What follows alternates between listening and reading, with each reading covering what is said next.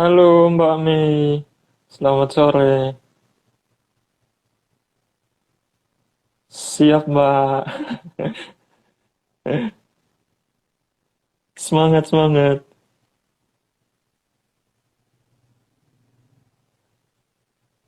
Oke.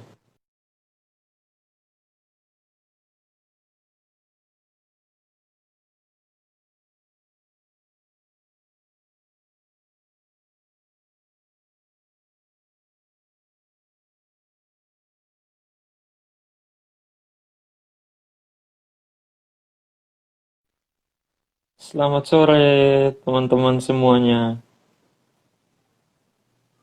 sahabat Teras Mitra dimanapun berada. Terima kasih sudah bergabung.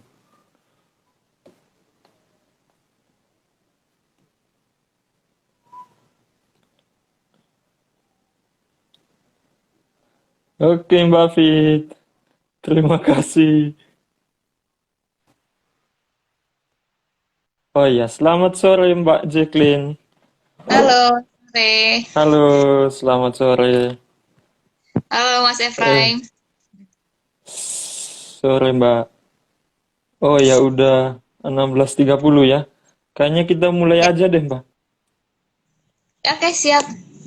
Oke, selamat sore buat teman-teman semuanya, sahabat Teras Mitra dimanapun berada. Semoga selalu sehat dan terhindar dari bahaya COVID-19 ya yang semakin merebak ini. Sore hari ini saya Efraim dari Teras Mitra akan berbincang bersama Jacqueline Wijaya. Jacqueline adalah co-founder and community lead Food Sustainasia. Nah, eh, ini adalah sebuah komunitas yang bergerak di kampanye terhadap sustainable food. Nah, dari Teras Mitra kita mengucapkan terima kasih kepada Jacqueline yang sudah meluangkan waktunya untuk berbagi cerita, berbagi inspirasi bersama kita semua pada sore hari ini di Teras Mitra Share yang ke-75 dengan tema anak muda dan gerakan pangan berkelanjutan. Nah, menginformasikan bahwa waktu sharing kita pada sore hari ini selama 1 jam, mulai dari sekarang dari 16.30 sampai 17.30 WIB. Eh, untuk teman-teman yang bertanya bisa melalui kolom chat dan dari Teras Mitra juga menyediakan hadiah buat penanya terbaik pada sore hari ini. Oke, mungkin seperti itu saja. Nah, saya pikir teman-teman yang sudah bergabung pada sore hari ini, sudah penasaran nih. Termasuk saya juga sudah penasaran terkait dengan profil dari Mbak Jacqueline dan apa kesibukannya saat ini. Mungkin Mbak Jacqueline bisa memperkenalkan diri terlebih dahulu sebelum kita berbincang lebih jauh. Silakan, Mbak Jacqueline. Oke, siap. Thank you Mas Efraim. Thank you banget ya perkenalannya dan juga kesediaannya. Eh, Sama-sama. Thank you juga buat ajak Khusus Indonesia untuk sharing bareng Teras Mitra ya tentang pangan berkelanjutan gitu topiknya hari ini. Oke, kenalin semuanya, aku Jacqueline, selaku tadi community lead ya, dan juga co-founder dari Food Indonesia. Jadi aku kenalin sedikit tentang aku dan mungkin sekilas tentang Food Indonesia ya.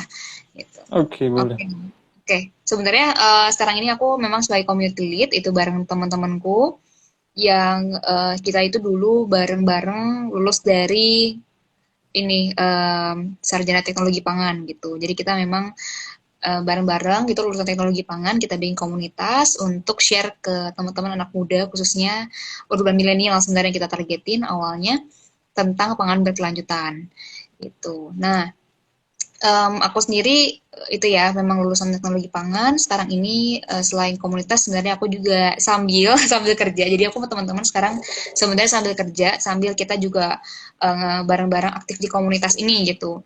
Dimana memang kita fokusnya itu untuk mengedukasi nih, mengedukasi teman-teman anak muda tentang pangan berkelanjutan.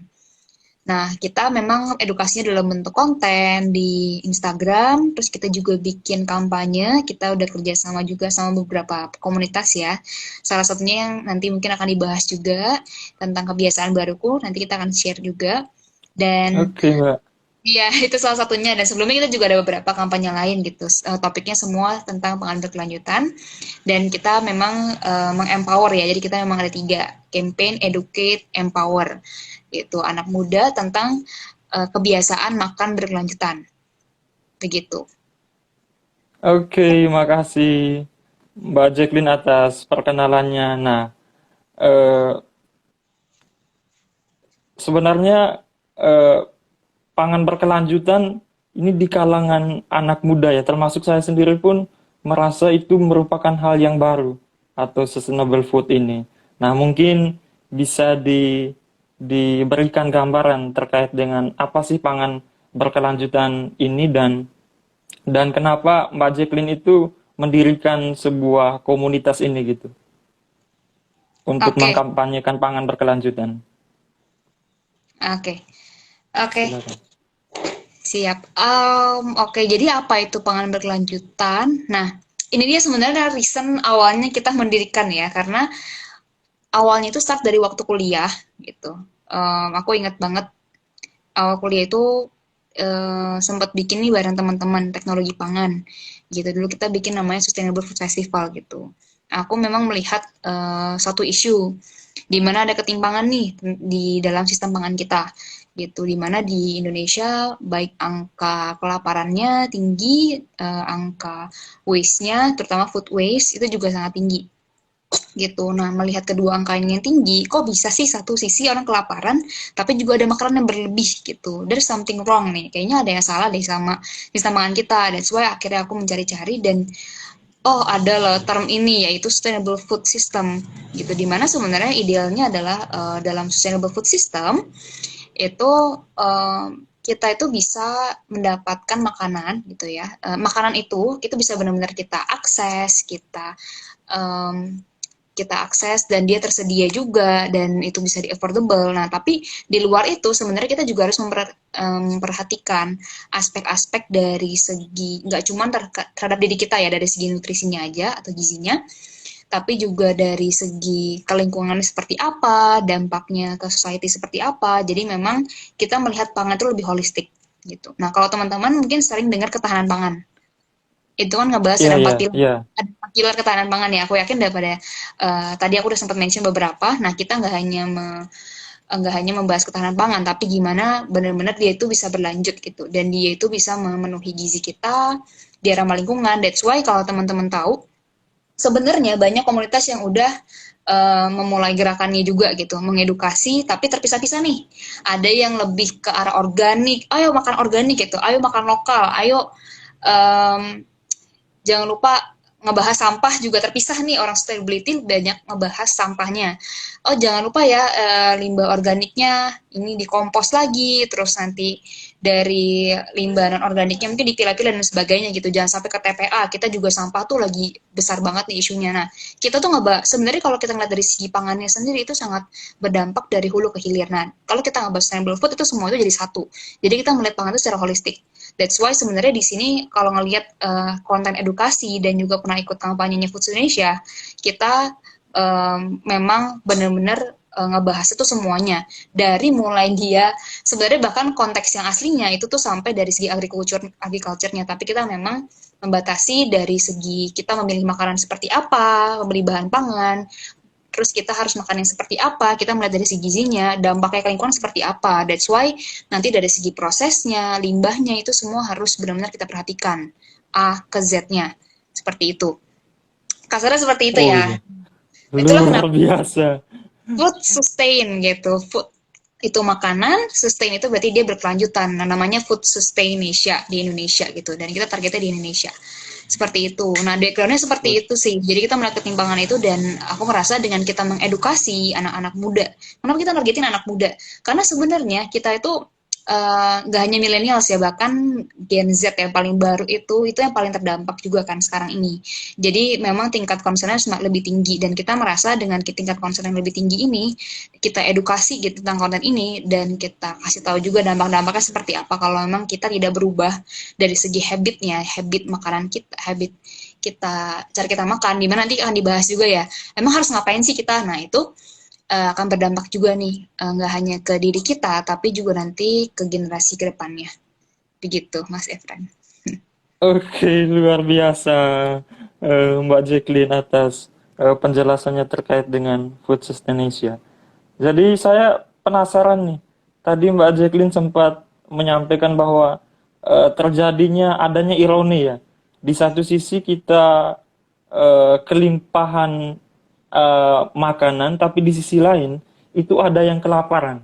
Itu kira-kira gimana itu Mbak isu ini?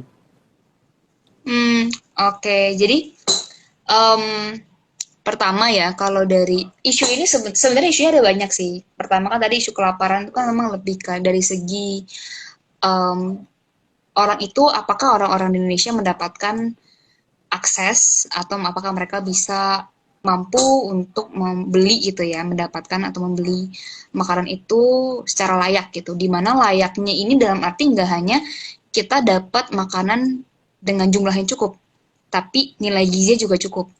Kalau teman-teman Oh, tahu tentang isu stunting dan lain-lainnya, nah itu kita juga pernah bahas tuh, dimana di Indonesia juga kita masih ada double burden malnutrition ya. Aku semoga nggak salah sebut ya. Iya, double burden malnutrition. Nah, itu double burden nutrition kalau nggak salah. Jadi intinya di mana kita memang adanya orang-orang yang benar-benar kekurangan gizi lah gitu ya. Jadi sebenarnya definisi kelaparan itu bukan hanya kita nggak mendapatkan makanan yang cukup, tapi juga gizinya nggak cukup. Bisa jadi di area urban orang-orang itu mendapat uh, makanan nih lebih nih, kita makan setiap hari karbo karbo karbo, tapi karbo itu kan bukan gizi esensial atau gizi penting yang kita butuhkan sebenarnya. Jadi oh kita iya. butuh cukup, tapi kalau berlebih juga sebenarnya kita nggak butuh sebanyak itu. Tapi kita makan karbo, protein tinggi, sedangkan gizi-gizi lain, vitamin, mineral dan lain-lain nggak cukup. Nah, orang-orang di perkotaan yang mungkin mampu untuk membeli makanan, kalau dia nggak memilih makanan yang tepat pun itu bisa disebut sebagai kelaparan juga sebenarnya, karena dia kurang gizi. Oh, Boleh dikoreksi ya mungkin jadi ini teman-teman. terkait dengan pengetahuan tentang Iya, makanan yang dimakan ya. makanan itu juga Oh penting. ya, edukasi ya ya. Selain kita pentingnya nih milih bahan pangan yang ramah lingkungan, kita harus juga milih Oke. makanan yang bisa memberikan gizi yang cukup bagi kita. Sedangkan sebenarnya Oh, makanan itu sebenarnya bisa kita beli gitu. Kalau kita bisa memilih dengan tepat gitu. Makanya kita ngajak teman-teman, ayo lebih mindful yuk. Kita menggunakan daya beli kita untuk ke makanan-makanan yang memang memberikan gizi yang penting untuk kita. Gitu. Itu nggak hanya oke, untuk tren, tapi urban pun juga butuh diedukasi. Gitu. Gitu. Nah, satu sisi kelebihan ini tuh ada dua sebenarnya. Ada kelebihannya itu dari mulai panen, mungkin teman-teman yang di bidang pertanian lebih ngerti ya, karena aku backgroundnya pangan. Dari panen sampai um, ke tangan kita konsumen, sampai bahkan keluar dari kita sampai ke TPA, itu banyak yang terbuang di tengah-tengahnya. Gitu. Dimana kalau di area seperti di Indonesia, kita kan area negara berkembang ya. Negara berkembang itu isinya lebih banyak um, saat distribusi, mungkin di kita itu kurang tepat tuh dalam estimasi kapan dia mulai panen dan sampai misalnya di pasar, sampai ke konsumen. Nah, itu harus tepat semua tuh penanganannya. Karena kalau enggak, berarti akan ada limbah yang terbuang atau kita sebutnya sebagai food loss. Gitu. Nah, itu banyak yang terbuang. Nah, dari kita sendiri konsumen, kalau kita membuang makanan, itu juga misal kita nggak menghabiskan, itu juga kita hitung sebagai food waste. Nah, itu juga kita berkontribusi. Makanya sebenarnya kita sebagai konsumen pun punya peran. Gimana limbah-limbah yang kita hasilkan di rumah tangga itu harus kita perhatikan tuh, begitu. Nah, itulah isu-isu yang sebenarnya cukup besar. Nah, mungkin teman-teman yang bergerak di bidang waste management tuh juga sering cerita nih, gimana kalau limbah organik atau limbah kita dari makanan sebenarnya ada dua ya. Yang paling pertama sebut organik gitu. Tapi kalau kita makanan biasa ada bungkusnya kan. Nah, bungkus makanan itu juga banyak yang anorganik. Jadi sebenarnya kita juga bisa memilah tuh dari yang organik dan anorganik dari makanan kita. Nah, organik itu bisa kita apain sih? Nah, ini biasanya perannya teman-teman di waste management, di mana kita kalau ada beberapa ya pihak lain gitu, kita dulu pernah interview juga ke Waste for Change, kita pernah ngajak juga Station buat sharing tentang ini gitu. Kalau organik bisa di kompos, kalau yang anorganik bisa dipilah, terus dikirim ke tempat-tempat pengolahan waste, biar dia nggak langsung masuk ke TPA. Nah, kenapa sih jangan sampai masuk ke TPA? Nah, karena yang paling bahaya itu terutama yang kalau organik ya. Kalau teman-teman tahu, organik itu kalau misalnya menumpuk di TPA, nah, itu juga akhirnya menimbun dan itu bisa menyebabkan gas ini sih, cemaran dari metananya. Metana yang lebih berbahaya dibandingkan karbon dioksida kalau teman-teman tahu. Nah, ini juga berdampak ke climate change. Nah, itu maksudku sangat beruntun lah intinya, sebenarnya dari pangan aja itu beruntun kemana-mana. That's why kita kalau ngebahas pangan itu nggak hanya dari segi, oh ya makan yang sehat ya, nggak. Tapi dari milih makanannya sampai ke limbahnya itu harus tepat semua penanganannya. Itu yang kita edukasi. Gitu. Oke, luar biasa Mbak Jacqueline. Eh, Sejak kapan ya gerakan ini dimulai? Mulainya dari 2018 ya, waktu itu Oktober, bulan Oktober. 2018 ya, berarti udah sekitar Udah hampir dua, 2 tahun dua lah ya. tahun ya. 2 tahun, iya. Hmm. Oke, dan bentuk-bentuk gerakan yang dilakukan oleh Food Sustaination ini gimana ya? Oke. Bentuk gerakannya itu macam-macam sih, tapi kita yang paling utama tuh lebih membuat konten sih. Jadi kita memang lewat konten kita ambil topik-topik tuh dari yang tadi aku udah sebutin. Kita bikin postingnya itu juga yang diusahain biar anak-anak muda juga bisa cerna lah gitu. Kita tuh berusaha Iya. membreakdown nih dari yang kita mungkin ambil dari jurnal-jurnal atau kita ambil dari ya banyak kan jurnal-jurnal gitu sih, atau yang intinya source yang kredibel. Kita lihat juga benchmark di negara lain kayak apa sih biar terbuka gitu loh. Kalau sebenarnya misalnya ngebahas label, di luar tuh ada loh label-label kayak gini, kalian pernah aware nggak, kita tuh harusnya kita juga punya kayak gitu. Jadi kita biar membuka mata juga teman-teman apa yang terjadi gitu. Dan kita juga membuka dari segi gizinya. Nah, itu kita semua buat kontennya. Terus yang kedua, kita kampanye kayak tadi contohnya terkait makan, terkait waste, itu juga kita kampanye piring kosong misalnya. Tolong ya habisin makanan gitu. Terus kita juga pernah kolaborasi sih rata-rata kampanye ini gitu. Ada kolaborasi sama campaign underscore ID, sekarang juga masih berjalan.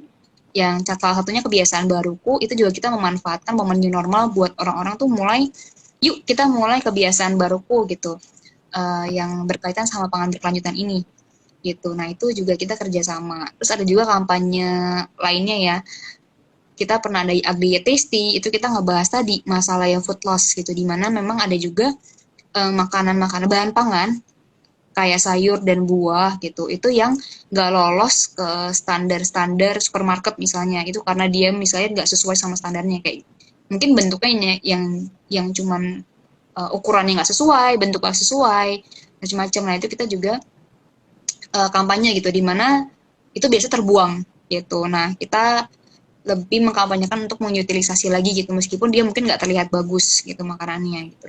Ini kita mencegah juga dari segi loss-nya gitu, macam-macam. Dan dari segi holistiknya sendiri, waktu itu kita juga pernah puncaknya nih sebelum pandemi, kita pernah buat acara offline waktu itu bareng sama UN gitu ya, FAO dan lain-lainnya, bareng Kementan juga. Nah, itu kita bareng-bareng bikin kampanye namanya Eating to Stop the Waste gitu. Dimana eating itu kan berarti eat itu makan, think itu pikir gitu. Mikir dulu sebelum makan. Kita ajak teman-teman untuk mikir dulu gitu, buat milih gitu. Makanannya yang pilihannya lebih sehat gitu. Terus abis itu Oh limbahnya iya. kan gitu intinya. Jadi kita bikin kampanye, bikin konten, dan dari segi empowernya kita memang lebih ke ini sih, ajak anak-anak muda untuk jadi volunteer juga di acara kita waktu itu gitu. Nah, tapi memang dari si empower pun kita masih mau lebih kita gencerin lagi gitu, karena kita lebih banyak mainnya itu di kolaborasi di konten dan kampanye gitu. Terakhir juga sebenarnya kita banyak kolaborasi sama komunitas nih untuk live-live kayak gini, sebenarnya sama Teras Mitra. Kemarin itu juga baru banget ya, kemarin baru live juga. Sebelumnya hari apa ya kemarin, iya, kita baru sama event banget gitu. Nah, itu juga meskipun dia nggak spesifik ngebahas tentang pangan, tapi kita juga memang menargetkan semuanya gitu, anak muda gitu. Eh, ya semua anak muda. Sebelum-sebelumnya kita juga banyak sama komunitas, apalagi waktu kuarter kemarin ya, kuarter 4, 2020 pun kebiasaan baru uang kita memang ada ini itu khusus di kuarter 4, tapi kita masih berlanjut sampai sekarang. Nah itu juga kita adain beberapa live untuk memang mengedukasi teman-teman nih tentang topik-topik yang tadi sudah disebutin. Gitu. Oke, Mbak Jacqueline, jadi memang udah meskipun baru 2 tahun tapi yang dilakukannya itu sudah lumayan banyak dan eh, mungkin sebelumnya saya informasikan dulu kepada sahabat Teras Mitra yang ingin bertanya bisa menuliskan pertanyaannya di kolom chat ya. Jadi pada sore hari ini kita sudah eh, mulai Teras Mitra Share yang ke-75 bersama Mbak Jacqueline dengan membahas eh, topik terkait dengan anak muda dan gerakan pangan berkelanjutan. Nah, teman-teman yang ingin bertanya bisa menuliskan pertanyaannya di kolom chat. Nah, Mbak Jacqueline, ini kan gerakannya eh, dimulai tahun 2018 dan sudah 2 tahun, dan dari penjelasan yang disampaikan oleh Mbak Jacqueline ada komunitas-komunitas yang sudah ikut bergabung, bekerja sama, bersinergi bersama dengan Food Sustainasia, dan pastinya di Food Sustainasia sendiri Mbak Jacqueline bersama kawan-kawan di internal Food Sustainasia. Nah, kira-kira dalam melakukan kampanye food sustainable ini yang fokusnya itu terutama kepada anak muda, eh, apa yang menjadi tantangan yang terberat ya kira-kira selama kampanye ini dilakukan? Oke, oke. Em, Tantangan terberat ya di internal kita. Pastinya aku yakin setiap gerakan-gerakan seperti ini ya, yang memang targetnya itu, em, contohnya kalau kayak kita kan memang target utamanya yang pertama banget kita memang menargetkan konsumen, gitu ya, stakeholdernya, dan aku rasa merubah habit konsumen itu nggak mudah gitu.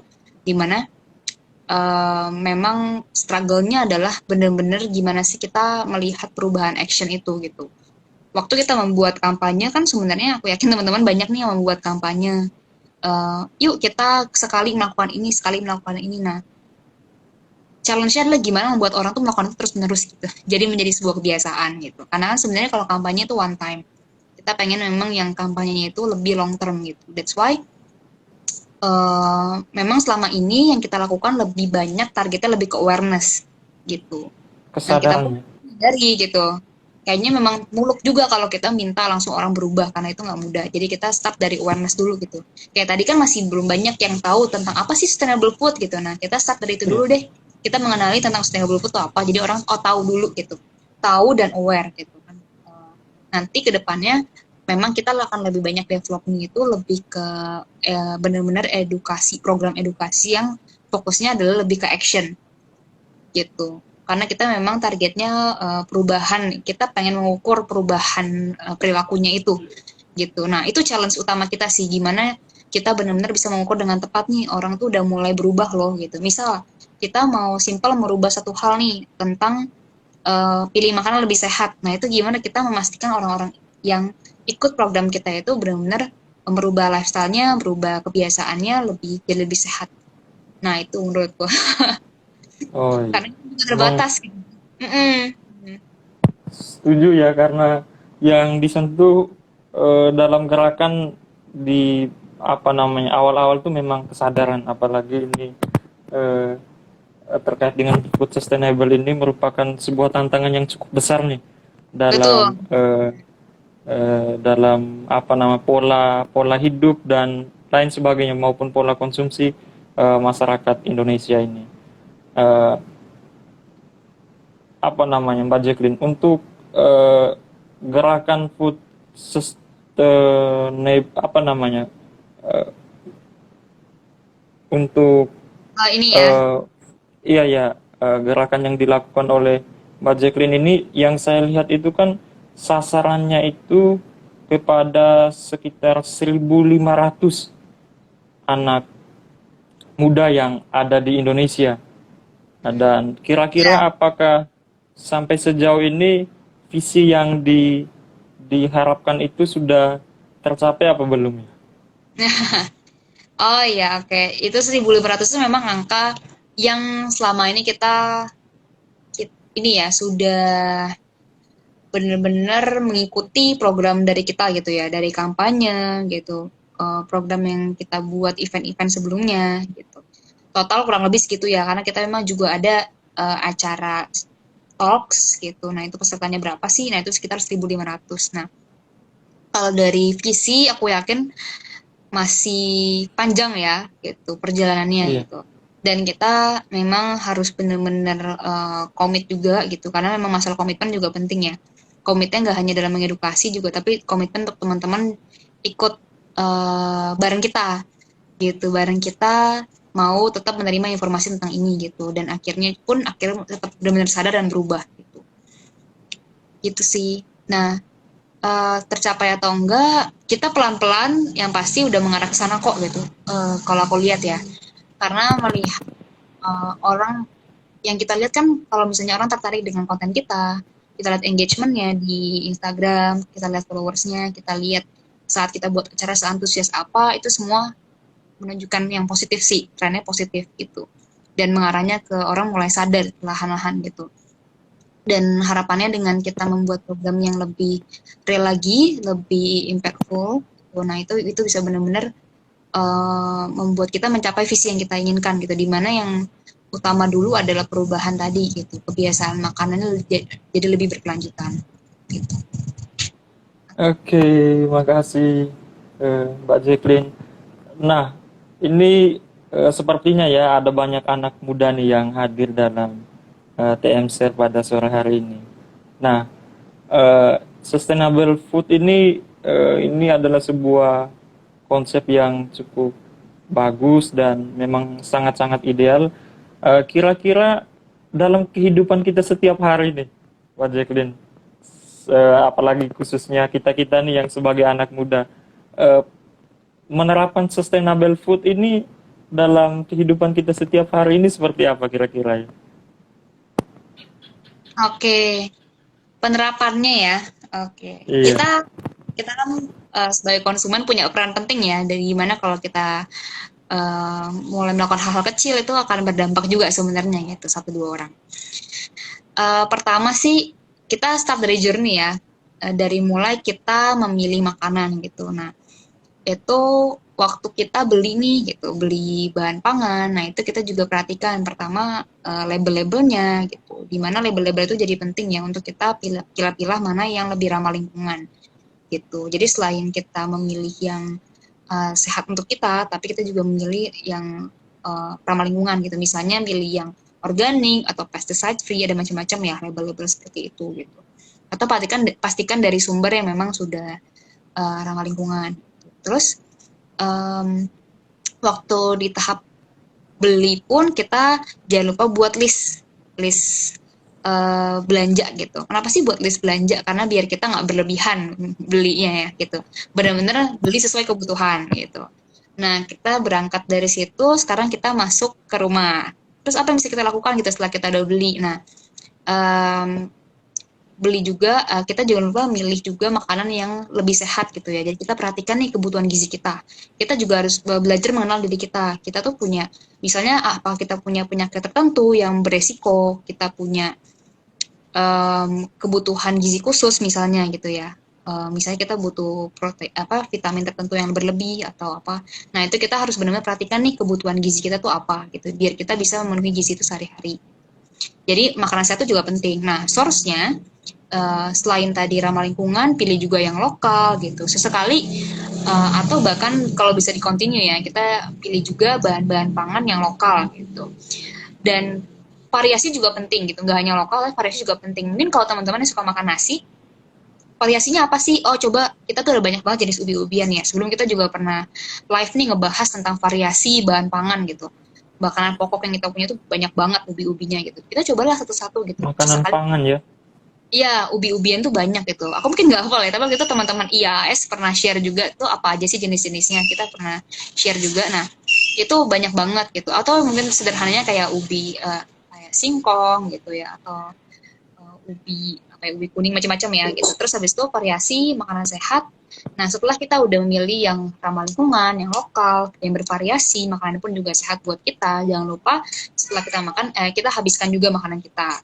Nah, setelah itu limbahnya gimana gitu. Kita punya dua limbah. Limbah dari makanan kita yang organik, atau kalau kita beli, kadang kita ada juga yang anorganik ya. Kita nggak bisa pungkirin sekarang nggak semua orang sudah aware itu gitu untuk menggunakan packaging yang oke. Jadi kita juga harus memilah-milah tuh. Kalau ada yang plastik, yang kertas dan macam-macam, biar diolah sesuai dengan jenis limbahnya. Jangan, kita usahakan sebisa mungkin semua limbah kita pun diolah.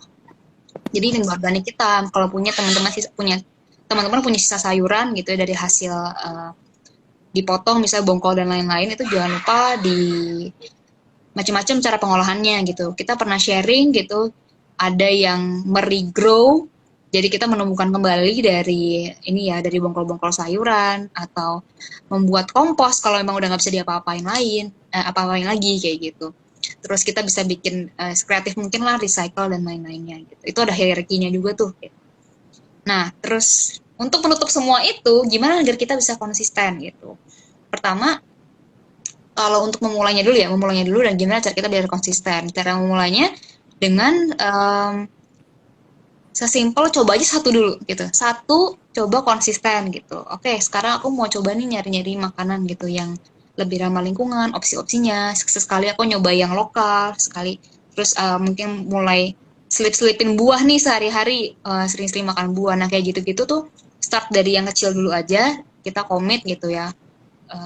Konsisten, dan latih juga mindfulness diri gitu, karena sebenarnya banyak godaan di dunia ini gitu, banyak godaan, jadi kita harus punya willpower, kita harus punya kemauan untuk berubah gitu, dan itu kita butuh mindfulness, dimana mungkin kalau teman-teman yang bergerak banyak juga tuh yang memang arahnya itu lebih ke holistic well-being, itu benar-benar mengajarkan ke arah mindfulness gitu. Coba deh praktek-praktek yang mengarahkan kita agar kita belajar lebih mindful, dengan yoga, mungkin meditasi, macam-macam ya caranya ya. Biar kita tuh lebih mindful, kita lebih mikir sebelum kita milih makanan aja, kita mikir dulu gitu. Nah, itu kita pengen teman-teman semua bisa mulai praktekkan sih, gitu.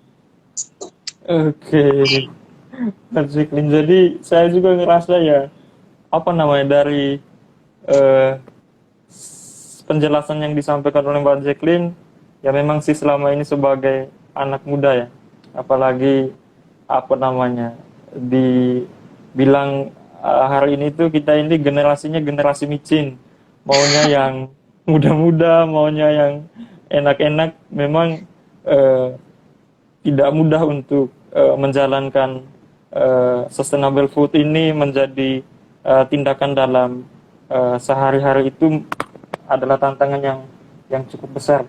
Dan terima kasih Mbak Jacqueline sudah apa menyampaikan juga sih bagaimana hal yang harus dilakukan ya supaya kita dapat merubah diri.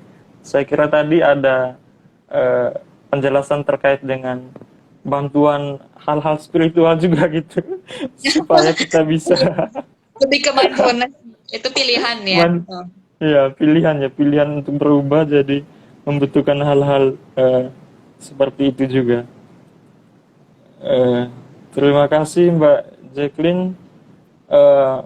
Nah, ini sekali lagi Mbak Jacqueline, gerakan ini dimulai pada tahun 2018. Dari penjelasan yang disampaikan, saya sangat mengapresiasi ya secara pribadi. Ada berawal dari kesadaran yang cukup luar biasa sebagai mahasiswa alumni dari Fakultas Pertanian, kalau tidak salah tadi dijelaskan. Ini kesadaran yang sangat luar biasa, dan sudah ada banyak kegiatan-kegiatan yang dilakukan. Dan tadi disampaikan juga ada perencanaan-perencanaan yang akan dilakukan lagi untuk kedepannya supaya sustainable food ini bisa menjadi bisa tersampaikan kepada seluruh masyarakat Indonesia. Dan ini yang saya mau tanya lebih lanjut, Mbak Jacqueline, eh, sejauh mana sih komitmen dari eh, Food Sustaination ini? Karena biasanya pasti gerakan ini memiliki tantangan baik dari sisi internal maupun eksternal. Kira-kira sejauh mana sih komitmen dari teman-teman untuk terus terus bertahan di dalam melakukan gerakan ini gitu. Oke, thank you. Ini sulit ya pertanyaannya karena ngebahas komitmen gitu. Em, pastinya gitu. Menurutku kita ngebahas komitmen itu selama isu ini memang masih terus ada gitu ya. Dan selama isu ini ada masih ada orang-orang yang mau bergerak bareng sama kita akan terus berjalan sih intinya gitu. Karena sejauh ini at least dalam 2 tahun terakhir kita ajak kolaborasi banyak yang memang antusias dan ternyata kita nggak sendirian. Nah itu yang membuat kita tetap semangat sih sebenarnya gitu. Kalau ternyata banyak loh kayak gini, Teras Mitra ngajak kita ngobrol pun tuh aku senang banget karena kan kita bisa share ke teman-teman Teras Mitra gitu. Nah itu aja sih Iya, sebenarnya. Selama masih ada yang mau jadi partner kita, mau collab sama kita itu kita akan terus jalan gitu. Komitmennya sejauh apa oke. sih? Kalau ditanya sejauh apa ya pasti pertama sekalian menginfokan juga ya kita memang sekarang ini bergerak as komunitas gitu tapi kita kedepannya memang lebih um, ya kalau kebahas rencana kita emang pengen banget gitu ya bener-bener mandiri secara ekonomi gitu biar kita juga bisa terus sustain gitu organisasinya karena kita juga pastinya nggak ada ya orang yang berencana untuk mati di tengah-tengah kita nggak mau jadi gerakan yang tiba-tiba mati gitu aja tapi jadi kita apapun yang kita bisa jalanin um, sekecil apapun gitu ya atau kita bisa nanti ke depannya bisa terus grow kita akan terus jalan sih gitu jadi arah kita memang untuk mensustainkan apa yang kita udah mulai. Oke, terima kasih Mbak Jacqueline. Eh, kita lihat dulu apakah ada teman-teman yang bertanya. Oke, belum ada ya. Sekali lagi diinformasikan buat teman-teman yang ingin bertanya. Oh ya, ini ada nih dari Naga Sumatera. Ini Bang Johan ini. Eh, Wah, menarik. Terima kasih buat ilmunya Mbak Jacqueline. Pertanyaan saya terkait dengan di negeri ini yang kaya budaya. Apakah ada sesuatu budaya yang memang sejak dulu sudah mengenal tradisi food sus- sustain, Sustain. sustainable food mungkin. Yes. Mm-mm. Berkelanjutannya. Iya. Oke, mungkin bisa dijawab oleh Mbak Jacqueline. Oke, thank you pertanyaannya. Oke, sip. Ini ngebahas berarti budaya di Indonesia ya. Apakah ada budaya yang memang sudah mengandung nasi itu atau enggak? Hmm, sejujurnya kalau kalau misalnya kita ngebahas dari dulu sampai sekarang, sejauh yang aku tahu gitu, belum ada yang benar-benar sustain gitu ya. Dalam arti pasti ada fasenya di mana kan pangan kita itu dipengaruhi banyak hal ya.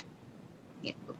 Regulasi kebijakan negara itu sangat berpengaruh ke pilihan makanan kita gitu. Apa yang tersedia di sekitar kita gitu.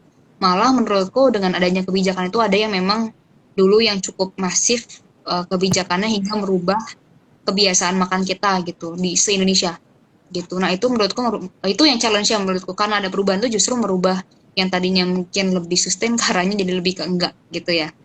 Aku mungkin lebih bisa bilang ke sana gitu. Dan satu itu pengaruh kebijakan. Yang kedua yang mungkin teman-teman tahu dengan adanya revolusi industri, di mana sekarang industrialisasi gitu ya, semua desentralisasi itu tuh sangat-sangat mempengaruhi um, makanan tersedia ini sekarang ini gitu, di mana yang tadinya di setiap daerah punya khasnya masing-masing, sekarang jadinya lebih merata. Gitu.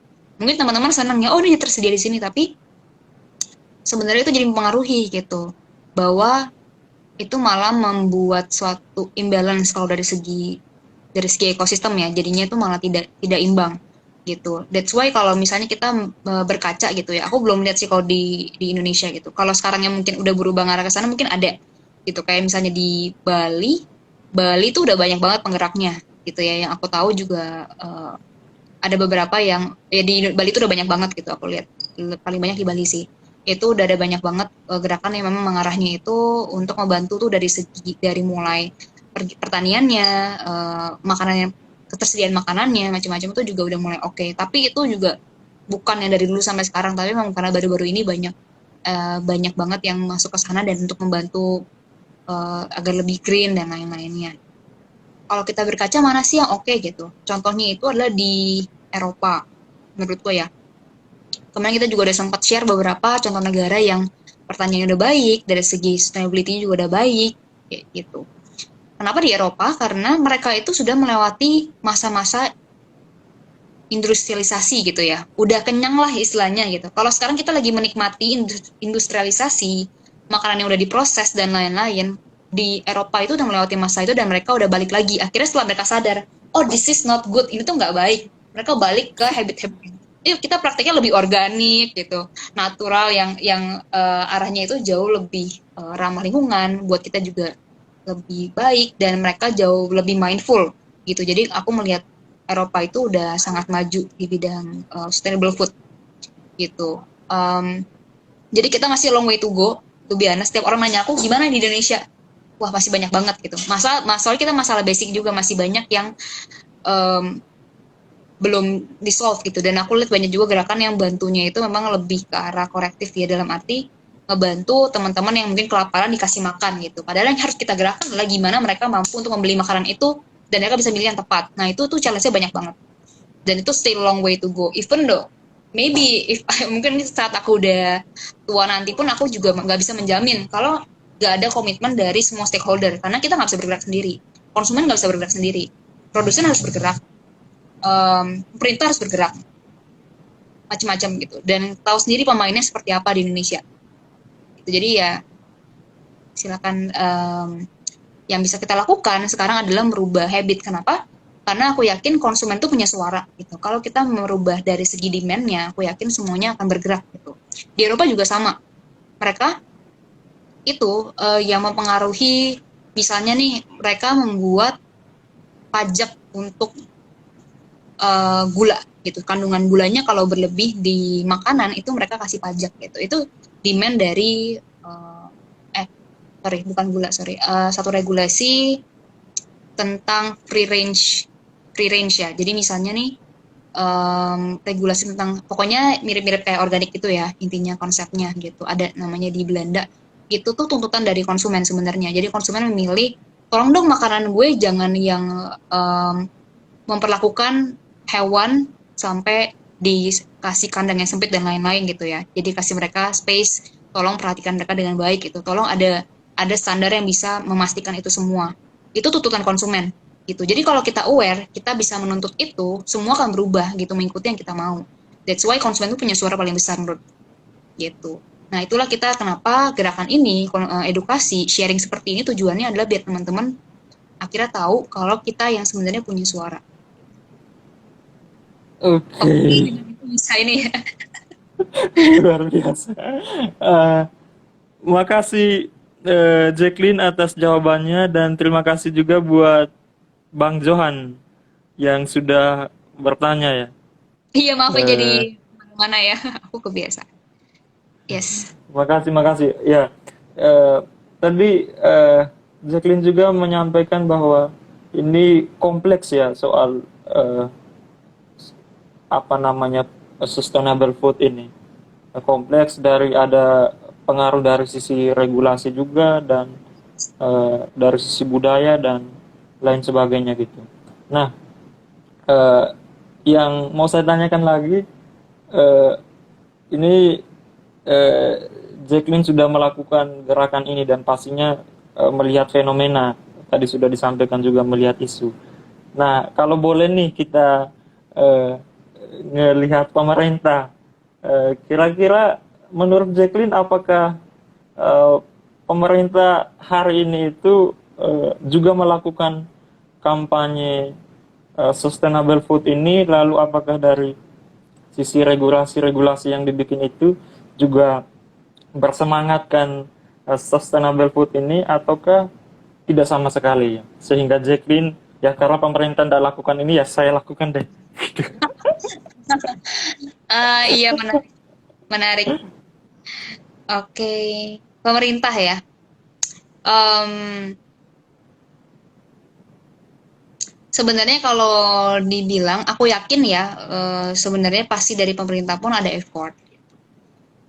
Ya, kalau selama ini aku lihat pun memang aku pernah juga menggali-gali program-programnya pemerintah gitu. Itu udah ini sih memang eh, kalau planning bisa ya. Jadi intinya ya planning pasti ada gitu. Tapi aku belum belum review gitu ya dari segi implementasinya apakah seefektif apa dilakukan gitu. Karena kan sebenarnya yang kita lihat adalah sebenarnya apakah yang diwacanakan itu terrealisasi atau enggak, benar-benar memberikan impact atau enggak gitu. Tapi yang aku tahu, memang contohnya kemarin tuh ada duta petani ya. Contohnya udah mulai ada duta petani, di mana memang men-encourage anak-anak muda untuk menjadi petani itu juga satu langkah yang berkaitan ya. Jadi karena memang kita juga ada isu terkait petani yang majority itu memang usianya sudah sangat tua gitu, dan mengencourage anak-anak muda agar mereka mau jadi petani gitu, biar nggak lagi kita melihat mindset petani itu miskin gitu, miskin dan tua, tapi memang anak muda pun juga punya potensi jadi petani dan bisa memajukan pertanian Indonesia. Nah itu satu langkah yang luar biasa gitu, karena kita butuh influence dari anak muda, butuh tenaga baru, butuh pemikiran baru untuk uh, kembali mengangkat pertaniannya kayak gitu. Terus dari segi pangan um, belum sempurna gitu ya, masih banyak yang bisa dilakukan intinya ya, tapi pasti yang aku pernah dapat share-nya juga gitu, di mana memang ada kendala di mana um, contohnya dari rantai-rantai dari pertanian sampai ke tangan kita pun kan ada banyak yang main di situ kan sebenarnya gitu. Kalau teman-teman tahu isu-isu fair trade itu juga masih ada isu di kita gitu. Kita juga kalau di luar mungkin udah ada label-label fair trade ya. Aku lihat di bahan pangan kita belum banyak gitu. Belum banyak yang tersedia secara massal gitu yang memang benar-benar fair trade gitu, di mana memperhatikan kesejahteraan konsumen dan juga dari segi kitanya gitu, konsumen gitu, secara adil gitu. Nah itu sebenarnya pemerintah juga punya ranah di sana gitu. Nah ini juga ada teman-teman yang bergerak di bidang ini gitu. Nah menurutku kalau effort pasti ada, tapi memang kalau dilihat dari hasilnya masih banyak yang perlu diimprove lah gitu, terutama dari segi labeling untuk memastikan saat kita milih makanan kita tahu mana aja yang fair trade gitu, perdagangannya secara adil gitu. Jadi isunya itu menurutku masih banyak banget yang perlu di-tackle gitu. Bahkan tadi isu awal yang aku mention ya, terkait kelaparan, itu pun juga masih ada, angka kelaparan juga masih lumayan gitu. Kita lihat dari hasilnya aja ya. Kalau memang sudah dilakukan secara efektif, harusnya itu menurun jauh gitu. Memang trennya sudah menurun, tapi masih belum tersolve sepenuhnya kayak gitu. Terus dari segi waste juga menurutku sekarang juga udah mulai bergerak ke sana ya, di mana memang regulasinya terkait sampah-sampah yang dihasilkan oleh produsen harus jadi tanggung jawab produsennya. Itu pun itu udah satu langkah untuk biar mikir lagi nih, kalau kalian bikin kemasan kalau bisa mungkin ramah lingkungan gitu. Nah itu udah mulai. Nah tapi yang perlu di-highlight adalah bukan hanya dari segi regulasinya, tapi gimana regulasi itu bisa tercipta gitu. um, yang aku tahu gitu, kayak contohnya regulasi untuk biar kita jangan pakai plastik bag lagi kayak gitu-gitu. Memangkas plastik itu, memangkas dari kemasan-kemasan produk kita itu biar bahan lebih ramah lingkungan, itu semua memang berawal dari gerakan-gerakan yang memang menyuarakan gitu ke pemerintah kalau ini tuh sudah parah loh dampaknya ke lingkungan, ke laut kita, ke darat kita gitu, ke TPA. Nah itu akhirnya gerakan inilah orang-orang yang bergerak di sinilah yang akhirnya menyadarkan juga pemerintah kalau mereka harus melakukan itu, mensupport gerakan-gerakan yang bergerak ke sana gitu. Nah, aku melihat kalau dari segi support pemerintah untuk mengalokasikan nggak hanya dana ya, tapi dukungannya ke teman-teman yang bergerak di bidang waste dan terutama waste ya, itu tuh udah sangat sangat banyak gitu. gitu sih.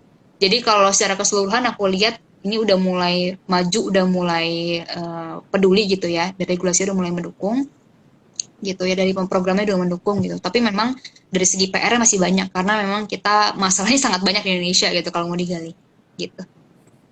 Oke, terima kasih Jacqueline. Nah, eh, semoga pemerintah mendengarkan nih eh, apa namanya sharing Teras Mitra sore hari ini bersama Jacqueline ya, Ya. atau videonya, bahwa memang saat ini kita mengapresiasi pemerintah sudah melakukannya, tapi mesti dilakukan lebih jauh lagi supaya bisa optimal, dan harapannya ada kesadaran untuk eh, bersama bahwa soal pangan berkelanjutan ini merupakan sesuatu yang sangat penting.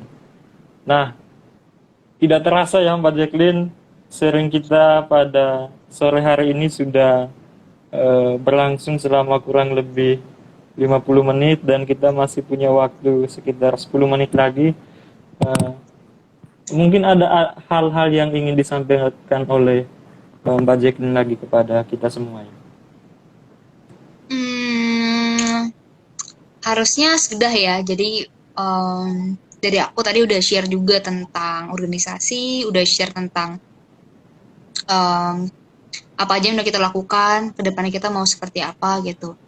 Yang pasti paling message terakhir kali ya gitu. Em, aku pribadi ini sih buat teman-teman gitu yang lagi ngelihat live ini gitu,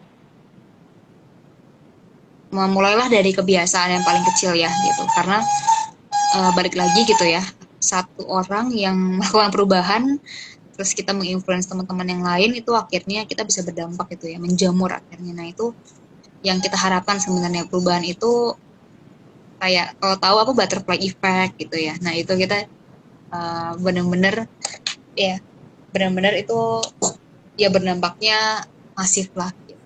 Nah terus terus buat teman-teman juga kalau di sini memang ada yang ingin berkolaborasi, kita juga sangat welcome gitu ya. Kita welcome dengan siapapun gitu ya yang tertarik gitu. Mungkin yang awalnya belum pernah dengar atau just tertarik aja, kita pun senang kok untuk share gitu. Karena kita memang ini ya, target kita lah membagi ilmu sebanyak-banyaknya gitu ke teman-teman. Begitu. Oke. Okay. Oke, Mbak Jacqueline. Pertanyaan terakhir nih dari saya, Mbak Jacqueline. Eh, untuk saya melihat bahwa eh, Mbak Jacqueline punya perhatian khusus juga ya sebagai sesama anak muda kepada anak muda yang lainnya, bicara terkait dengan pangan berkelanjutan ini. Nah, kira-kira ada hal yang eh, hal-hal urgent terkait dengan pangan berkelanjutan ini seperti apa yang ingin disampaikan kepada anak muda supaya bisa menjadi pelopor bersama dengan gerakan yang dilakukan oleh Mbak Jacqueline ini, dan juga kepada harapan kepada masyarakat Indonesia secara umum soal sustainable food ini.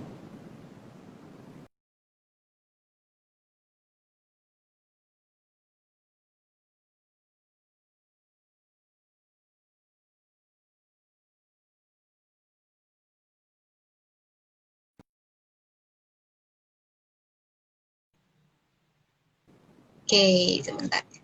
Oh ya, oke, Oh ya, udah. maaf ya. Oke, nggak Iya. apa-apa. Nggak apa-apa. Oke. Harapannya kalau untuk anak-anak muda, yang pasti kita punya ini ya, anak-anak muda itu kita punya suara lah ya intinya gitu. Balik lagi ya kayak tadi yang aku sampaikan gitu. Kita punya suara. Kenapa kita bergerak di sosmed juga? Karena aku yakin teman-teman nih aktif ya, aktif gitu. Jangan lupa em, dari konten-konten kita, dari kampanye kita itu semoga itu benar-benar bisa mengajak kita untuk berpikir lagi gitu ya. Kita berpikir lagi dua kali gitu atau lebih sebelum kita um, memilih makanan kita, sampai benar-benar kita perhatikan apa yang kita keluarkan gitu ya, dari limbah yang kita keluarkan gitu. karena dari hal kecil ini tuh akan sangat berdampak gitu kalau semuanya juga mau ikut melakukan gitu untuk anak muda dan untuk masyarakat luas yang pastinya untuk semuanya ya. Jadi em, buat ya siapapun lah gitu, siapapun aku yakin hal kecil ini tuh akan berdampak gak hanya ke diri kita tapi teman-teman kita, dan yang benar-benar benar-benar menggelitik banget itu adalah nanti dampaknya mungkin kita sekarang ini tuh nggak berasa gitu kan, kita masih bisa, aku yakin teman-teman yang bisa akses ini Instagram tuh masih punya akses ke makanan yang lebih layak gitu. Tapi kita pikirin juga gitu untuk kedepannya gimana kita menjaga gitu, karena target kita sustainable food itu adalah kita menjaga makanan ini agar bisa sustain, bisa berkelanjutan, bisa nanti untuk anak generasi masa depan, gimana kita harus memperhatikan nih dari yang sekarang habit-habitnya gitu. Jadi kalau kita emang care untuk yang masa depan, untuk generasi masa depan gitu, nah kita juga harus merubah dari sekarang gitu, before it's too late gitu. Jadi last ya, think before you eat, okay, and be mindful. Thank you sudah. Oke, terima kasih. Terima kasih juga buat teman-teman semua yang sudah bergabung, para sahabat Teras Mitra, Mbak Jacqueline. Yang jelas saya tidak berani untuk mengambil kesimpulan karena semuanya sudah disampaikan dengan begitu jelas. Tapi yang pasti adalah saya secara pribadi dan mungkin kita semua sangat mengapresiasi Mbak Jacqueline dalam gerakan yang sudah dilakukan ini, mengkampanyekan pentingnya sustainable food atau pangan berkelanjutan. Dan setelah mendengarkan pengetahuan, sharing maupun inspirasi yang dibagikan oleh Mbak Jacqueline pada sore hari ini, saya sudah mulai mikir-mikir bahwa saya akan harus merubah kebiasaan saya yang kemarin-kemarin ya, yang kalau beli atau belanja itu ya ngambil-ngambil, milih-milih dan lain sebagainya. Tapi udah harus mulai mikir-mikir supaya makanan dan lain sebagainya itu tidak terbuang percuma. Saya kira itu juga menjadi salah satu bentuk tindakan dalam hidup sehari-hari yang sustainable food ya, yang awareness terhadap hal ini gitu. Jadi terima kasih sekali lagi Mbak Jacqueline dan tetap semangat. Semoga gerakan ini bisa bertahan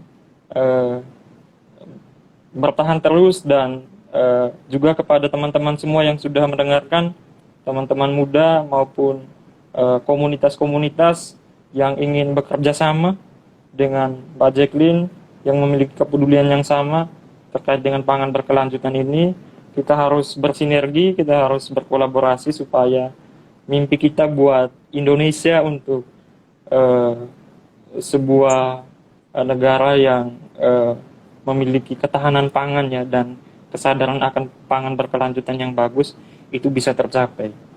Dan ini penting nih, saya pikir buat kita anak muda, dan saya pikir Mbak Jacqueline udah tahu bahwa founding fathers kita ya, Bung Karno itu pernah menyampaikan bahwa bicara soal pangan itu adalah bicara soal hidup matinya suatu bangsa. Jadi teman-teman muda dan kita semua saya pikir harus betul-betul fokus juga terkait dengan masalah pangan ini sebagai bentuk kita untuk menjaga atau mencintai Indonesia ini. Saya pikir terima kasih sekali lagi buat Mbak Jacqueline untuk waktu sharing dan inspirasinya yang begitu luar biasa.